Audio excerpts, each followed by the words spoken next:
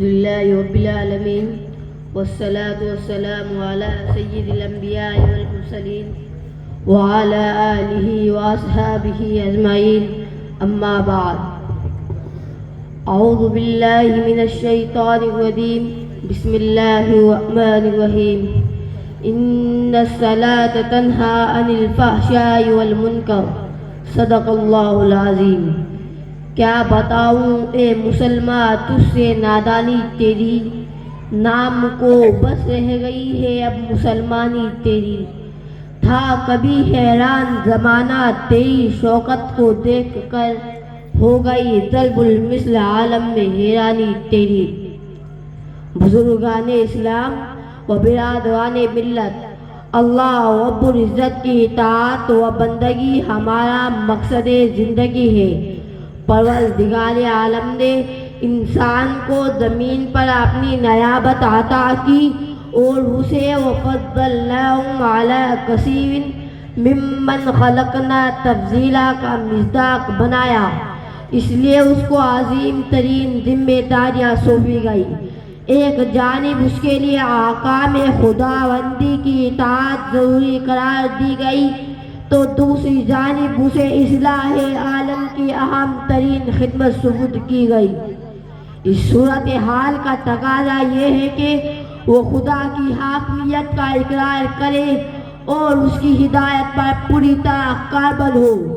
اسی اقرار بندگی اور اظہار اطاعت کو اسلام سے تعبیر کیا جاتا ہے.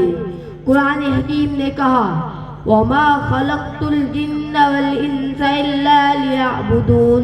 ہم نے انسانوں کو اور جناتوں کو اپنی عبادت کے لیے پیدا کیا ہے.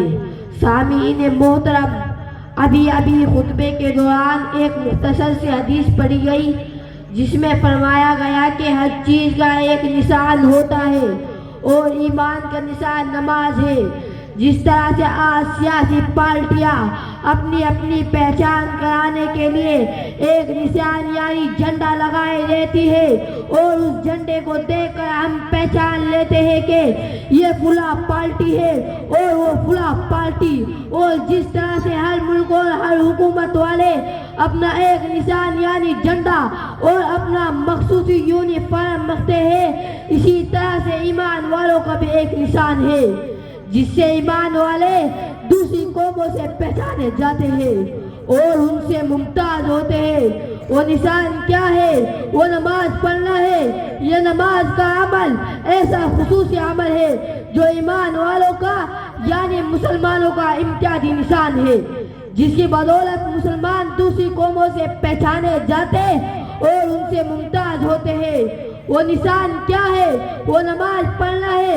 یہ نماز کا عمل ایسا خصوصی عمل ہے جو ایمان والوں کا ایک امتیازی نشان ہے، جو ایمان والوں کا دوسری قوموں سے پہچانے جانے کے لیے نشان ہے.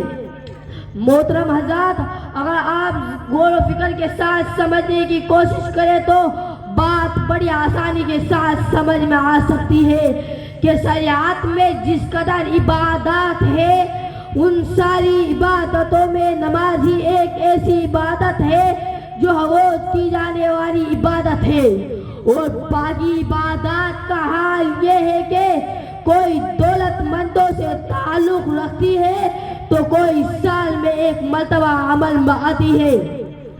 مثلاً کہ حج ایک عبادت ہے اور فرض ہے، لیکن ہر ایک پر نہیں بلکہ صرف ان لوگوں پر جو اتنے مالدار ہو کے بیت اللہ تک جانے آنے اور وہاں رہنے کے مسائل برداشت کرنے کی طاقت رکھتا ہوں، اور وہ بھی عمر بھر میں صرف ایک بار.